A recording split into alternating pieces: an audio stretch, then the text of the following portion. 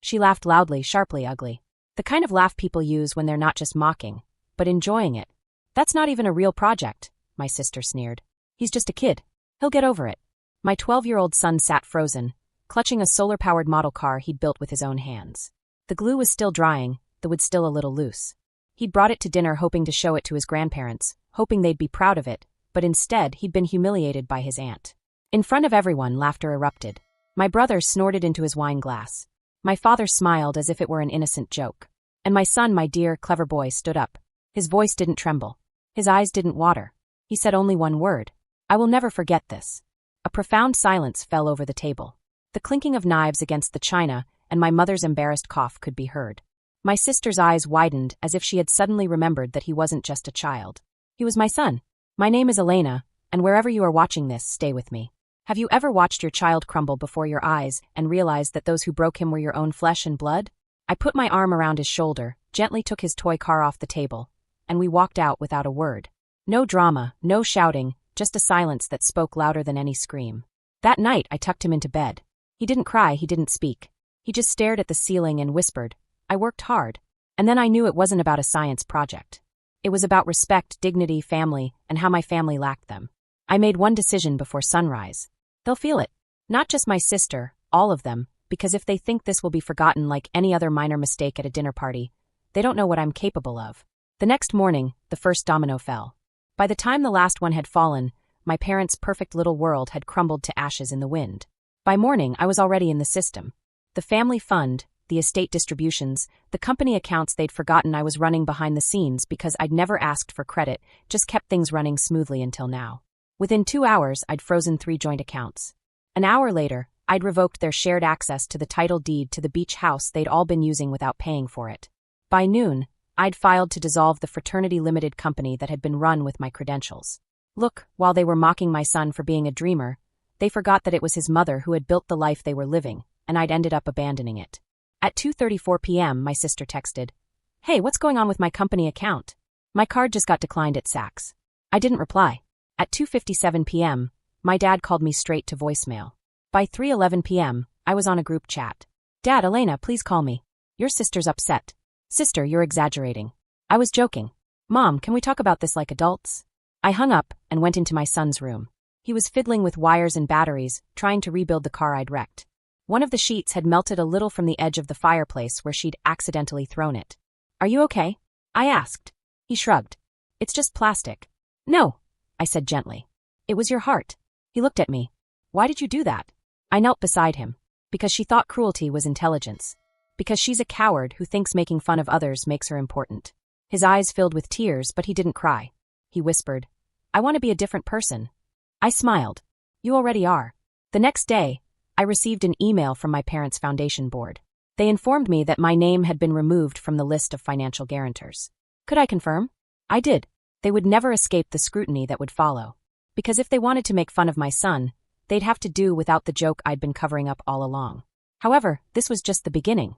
On the third day, the phone wouldn't stop ringing. Missed calls, voicemails filled with urgency and suppressed panic. I let each one fade away in silence, because the same people who had mocked my son's dreams were watching their own dreams crumble, and I wasn't going to lift a finger. At 9:12 a.m., my father emailed me directly. We need to talk. You're creating chaos over a misunderstanding. A misunderstanding? They watched my son shrink beneath a chandelier they were all sitting under, and no one stood up for him. It wasn't a misunderstanding, it was a message. And now I was the one sending it. I called an emergency meeting of the foundation's board of directors. My parents had fled. The same foundation I'd secretly funded year after year. When they walked into the meeting, they saw me sitting at the head of a Zoom meeting. Calm, mysterious, surrounded by lawyers. My mother began, Elena, this is a family matter, not a financial one. No, I said it was precisely a financial matter because you all made it so when you used my resources to build your reputations, and then mocked my son. My sister said angrily, Oh my God, it was a joke. He's a child. He doesn't understand what happened. I leaned toward the camera. He understood enough to say, I'll never forget this. Maybe you should have listened. I gestured to the lawyer beside me. As of this moment, I am removing the Patterson Family Fund from the foundation's donor base. From now on, all future donations will be redirected to a scholarship fund in my son's name for children who dare to dream, even when no one applauds them. The screen exploded. Elena, you're being cruel. This is a betrayal of the family. You're overreacting. I remained silent until they were nearly speechless. Then I spoke the truth they had avoided for decades. You loved my silence more than you loved me. But you were wrong this time. You insulted the one person I would have sacrificed everything for. The meeting ended that night. My sister texted me. You got your message. You've embarrassed us enough. Now what? I stared at the screen and smiled. Now you'll know what it means to rebuild without me. Because I wasn't just your support. I became the storm that made you cry for protection. The consequences were devastating. That quiet collapse they never imagined could come from me. Me, the kind, responsible sister they'd relied on for so long. They'd forgotten she had a will of steel. That night, I took my son out to dinner. We were alone in his favorite spot. No cameras, no fancy speeches, just love, real, simple, and safe. Halfway through his milkshake, he looked up and asked, "Did I do something wrong tonight?" I put down my fork. My heart broke, but my voice didn't. "No, darling," I said. "They did." He looked away. I didn't want to cry in front of them. I leaned down to him. "You didn't have to. You did something stronger." "What?" "You stood up," I said, "and I mean it." He didn't get angry. He didn't run away. He just said that sentence that echoed through the house like a curse. I'll never forget it. He wasn't just talking about himself. He was speaking for every child who has been scorned by those who were supposed to protect them. And now the protectors were the ones being exiled. By morning, my sister's shop, built on undeserved trust, had closed. I had dissolved the tacit partnership we'd had in her business. A partnership I'd never boasted about because the family had always supported each other until they mocked me. Her husband, Trevor, had sent an email with the subject line, "Come on, Elena, don't punish everyone for one mistake." I forwarded it to my lawyer with a single line. "This isn't punishment, it's accountability." My father tried to salvage what was left. He enlisted his connections. He arranged a neutral dinner to discuss matters. I sent him a letter. "If you can bear to see your grandson ridiculed without doing anything, you can bear the consequences too." My resourceful mother always sent flowers. The card read, "We all make mistakes. Please don't let this ruin everything." I'm returning them. No card, no letter, just silence, my new language. Because sometimes love isn't loud. Sometimes it's an iron boundary. And my son at last smiled again. Because he knew. He knew that his mother hadn't just listened to him, she'd moved mountains for him. And I wasn't finished. The newspapers were the first to break the story. A small column. The local business section. A family business facing the withdrawal of a major donor. Sources say an internal dispute caused the collapse. They didn't mention my name. They didn't have to. My parents knew. My sister knew. Everyone around them knows now. Their empire wasn't built on inheritance. It was built on me. And I withdrew quietly and carefully, taking every brick I had laid with me. I was making breakfast when my phone rang. A message from my father. "I know we've been silent for too long. We're ready to talk." A man to a woman. Not a father to his daughter. Not an apology. Just a power grab disguised as peace. I showed the message to Marcus, my husband. He didn't comment. He just raised an eyebrow and kept stirring the pancakes. That was enough. Later that day, my lawyer confirmed the finalization of the divorce. I was no longer tied to the family trust, the LLCs, or any joint holdings. Not legally, not financially, not spiritually. Free. That day, I walked into my home office, its walls adorned with photos of my son, awards, and newspaper clippings about charities I'd founded, and opened a file I'd been working on for weeks. The project's name was on the cover, Project Orion, a scholarship fund for children like my son. Children with big dreams and quiet voices. Children who deserve to be rejected, not rejected. I funded it with the money I'd withdrawn from my family's foundation, literally. Every penny they'd used to support themselves now belonged to children who deserved it, and to my son, too. The first face on the website would be holding the solar-powered car we'd rebuilt together. The same car they'd ridiculed. The same car now featured in a science magazine for middle school innovators. When I showed him the website, his eyes lit up. "This is for me," he asked. "For you," I said, "and for every child who's ever been ignored." He hugged me so tightly I almost choked. "You didn't just get revenge," he whispered. "You made it meaningful." And he was right. It wasn't just about teaching my family a lesson. It was about redefining the concept of family. The invitations arrived a week later. Glossy envelopes embossed in gold, as expensive as gilt. Join us for the Patterson Family Charity Gala. An evening of solitude and giving. Solitude. They needed it most. The annual gala was their pride, their celebration, their chance to show the world how generous they were with money that was never truly theirs. But this year, the guest list was incomplete. The venue had changed. Sponsors had begun to quietly and cautiously withdraw, because I had always been the bridge they crossed to reach their desired honor. And now that bridge had burned. My mother called me that night, not to apologize but to make an offer. "Elena," she began, "I know you've made your point, and we're trying to think about it." "Think about it?" I said. or repair the damage to our reputation. She sighed. Your sister didn't mean it. And your father, he was never very good at handling emotions. We're old, Elena. We're trying to keep the family from falling apart. I smiled coldly. It already has. I'm just choosing not to live among the ruins. She paused. So, are you coming to the party? I almost laughed. You want me to walk into a room you built on my silence and pretend we're okay? We just need you there, she said quietly. To remind people that we're still us. There it was. They didn't miss me. They missed my image. The trustworthy daughter, the silent donor, the pillar of the lie. I hung up. And for the first time in years, I didn't feel guilty about it. Instead, I sent out my own invitations, not to a lavish party, but to a project launch. Or to Ian Rising, an evening for young inventors, held that same night in the same city. But my room was filled with real stories, real kids, and real joy. No donors in suits feigning sympathy. Just kids carrying their dreams built with their bare hands. And right in the middle, my son, smiling, radiant, indomitable. That night, while my family's world was withering under cheap chandeliers and sham applause, mine was flourishing. Even better, every sponsor who skipped their party showed up at mine. The headlines the next morning told two stories. Patterson's party saw the lowest attendance in a decade. Orion is rising. The future of innovation starts here. Side by side, legacy versus renaissance, facade versus fire. Their name is shrinking while mine is expanding. Rooted in something real this time. My phone wouldn't stop ringing. Journalists, local influencers, teachers asking for help. Even old friends I hadn't heard from in years suddenly remembered my number. But the only call I answered was from an unknown number. I knew it was her before I could say a word. My sister's voice shattered like glass. You couldn't just ignore it, could you? I didn't say anything. We had to be humiliated. We had to make a scene. I almost laughed. I didn't make a scene, Vanessa. I made a statement. There's a difference. You wrecked everything. No, I replied. Just chill and steal. You did when you insulted my son and thought there would be no consequences. I gasped. He's just a child. No, I screamed.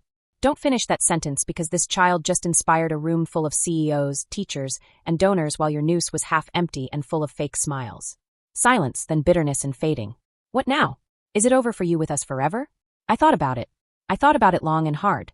Because I'm no longer driven by revenge. I'm driven by values. No, I said I'm not finished. I'm rebuilding myself. Rebuilding what? My offspring, I answered. And I'm going to start by teaching my son that the world isn't about people who mock pain and call it humor. You're not the same, Elena, I whispered. You used to care. I still care, I said. But not about what breaks me. And I hung up. That day, I took my son out for ice cream. We passed a bookstore where his picture proudly adorned the window, featured in a local magazine article titled, The Boy Who Rose Up. He squeezed my hand. Is it okay for me to remember what I did? I replied, yes, because remembering isn't the wound, it's the shield.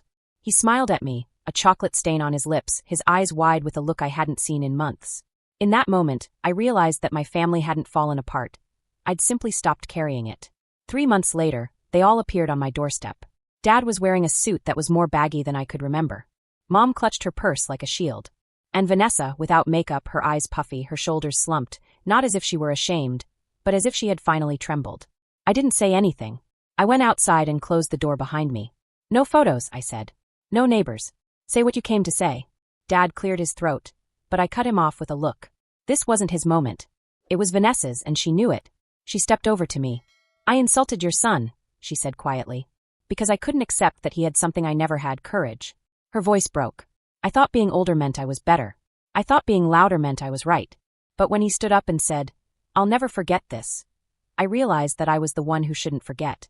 She reached into her coat and pulled out a check. She said quickly, this isn't a bribe to shut up the case, it's for Orion for the fund. I've spoken with Trevor.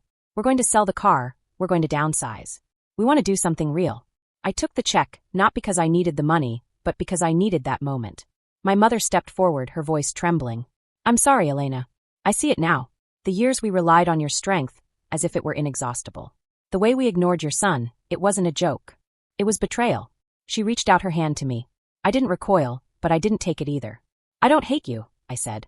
I've just stopped giving space to the version of you that hurt us. My father spoke finally.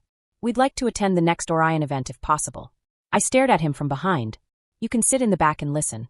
They all nodded. No arguments, no excuses, just acceptance, and that was enough for now. Later that night, my son stood on the school auditorium stage, holding the microphone in one hand and the rebuilt car in the other.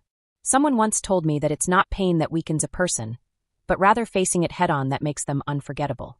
The audience rose to their feet, applause thundered, and in the back row, my family stood silently, almost intimidated, looking small. Not because they were less important, but because I had matured and would never back down again for anyone.